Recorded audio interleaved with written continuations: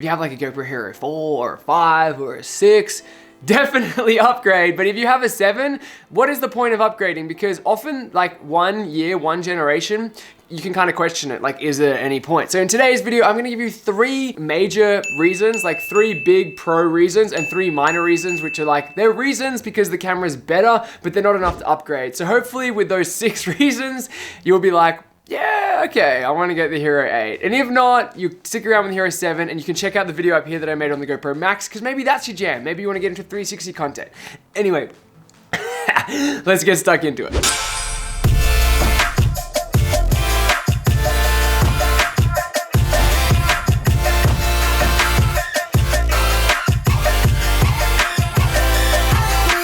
Kicking this off with a very minor reason, which is the actual physical body, the build, the new design. When I first saw this, I was like, oh, that doesn't really make any difference. Like, what's the point of that? But the new build on the GoPro Hero 8 has the prongs, these connective prongs, flush in the design. Originally, I was like, not that big a deal, but do you know what? I actually think it's a very, very smart design and a step forward in the design of these cameras. Having these 2 prongs here, being able to fold down, means that you can use something like this. It means that you can always have one of these cases on your GoPro. Now, the rubber sleeve which you put around the GoPro merely protects it. It's just another added layer, but also it's customizable, right? I think the coolest part about, the fact that the design has changed, you could only use when you didn't have the camera mounted to anything in the previous generations.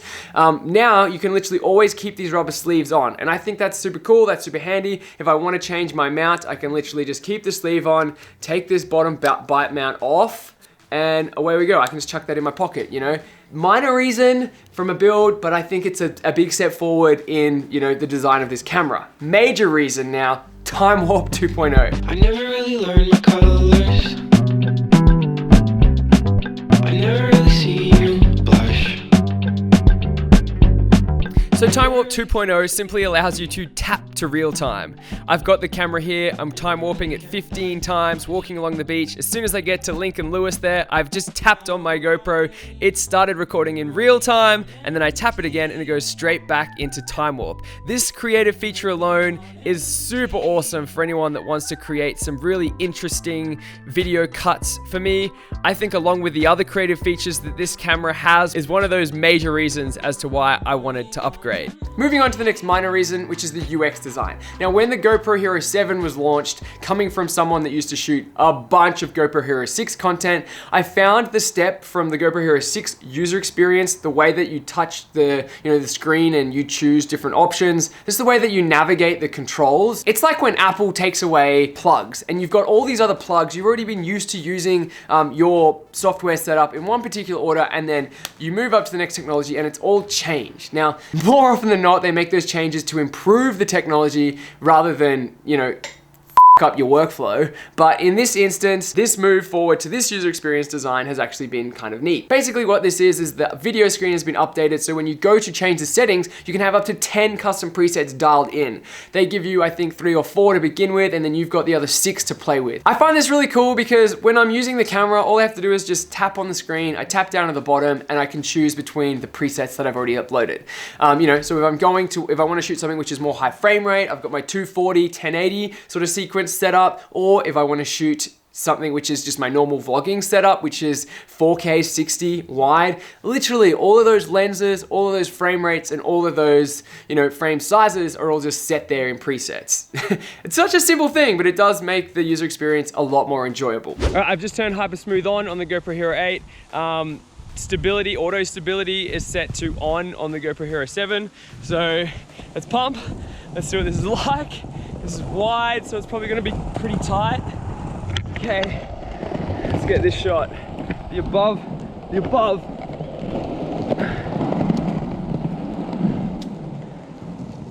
Woo!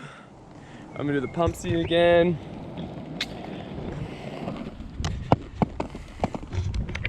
All right, a jogging test. This is me jogging. Jogging test. Oh, it's a kingfisher. The jogging test. I'm Danielle. You guys saw the launch video, and Danielle Danielle, the skier, the Australian ski athlete, and she's running on the beach in Broome. I'm Danielle. She's hyper smooth 2.0. All right. Okay, I've just switched it up. So now I've got the GoPro Hero 8 shooting 4K 30 wide, but the stabilization is on high. As you drop the frame rate down, you can change the amount of stabilization. So GoPro Hero 8 is on 4K 30 wide, but we don't have this capability. So now let me know if you see a little bit more smoothness in the shot. If that hyper smooth 2.0 is worth the upgrade, if you see this as a major difference.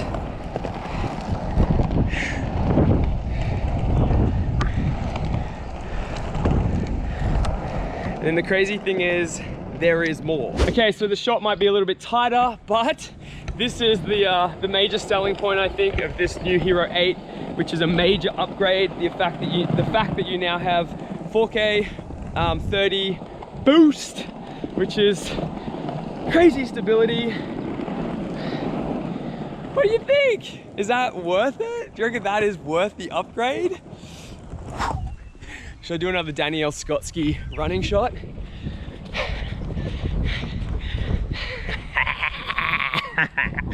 Nah, I like the skate shots better. All right, anyway, so this is what the boost is like. I'm literally running.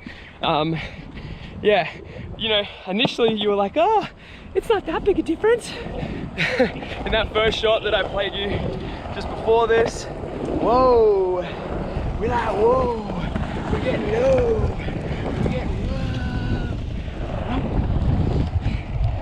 Top shot.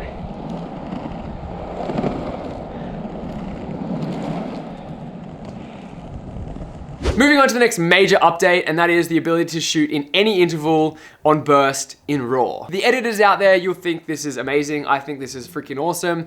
Before this, the Hero 7 only allows you to shoot bursts in JPEG. Now, if you are shooting time-lapse photos, which you can shoot at a half second, that hasn't changed. You can still only shoot the half-second time-lapse in JPEG and the 5-second time-lapse photo in RAW, but if you're shooting bursts on the Hero 8, every interval, so whether you're shooting 30 frames over 6 seconds, 30 frames over 3 seconds, you can shoot 5 frames. There's a lot more parameters in there as well, but they're all available in RAW, which is great for the editors that want to take their RAW content, put it into, you know, and post-produce.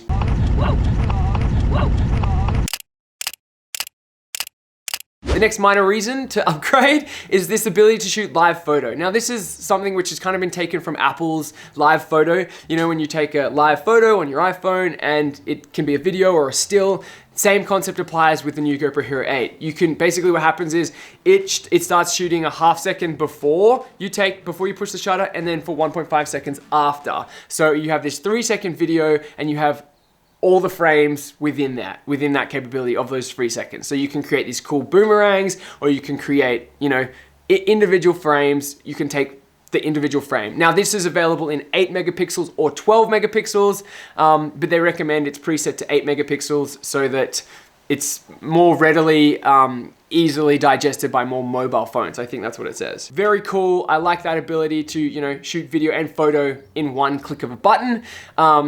Major reason, one of the major updates that is now capable on this camera is the ability to shoot in numerous lenses at 4K 30. I know that may seem like a minor kind of update in theory, but let's have a look at it in practice, because I think you'll notice the difference. And if you are looking at going into, you know, if you're vlogging or you buy these cameras to vlog, there's a lot of lifestyle creators out there that do vlog with these cameras. Being able to shoot linear in 4K 30 is a huge advantage. So right now I've got the Hero 8 set up in 4K 30 shooting linear, which is perfect for vlogging. I don't know if you guys prefer that cropping over here on the GoPro Hero 7. It's also shooting in 4K 30, but it's wide. It's set to wide. If you're shooting in 4K 30, you can shoot super view or wide on the GoPro Hero 7 Black, but on the GoPro Hero 8, you can now shoot in all lenses. I hope this video has guided you and give you a little bit more of an understanding of what the new GoPro Hero 8 is capable of. Let me know in the comment section below what feature you're most excited about, or what, you know, if you're looking at updating, whether this video has helped you. Also, for those of you that are wondering what the GoPro Hero 8 is like in comparison to the GoPro Max, because if those two cameras have been on your mind, check out that video up here linked in the cards. I made another video comparing the 8 versus the Max. There's some clear differences as to why you might get one or the other. And yeah, if you have liked this video, do punch the thumbs up button, subscribe to this YouTube channel, and I will see you guys in the next upload. JR. Peace!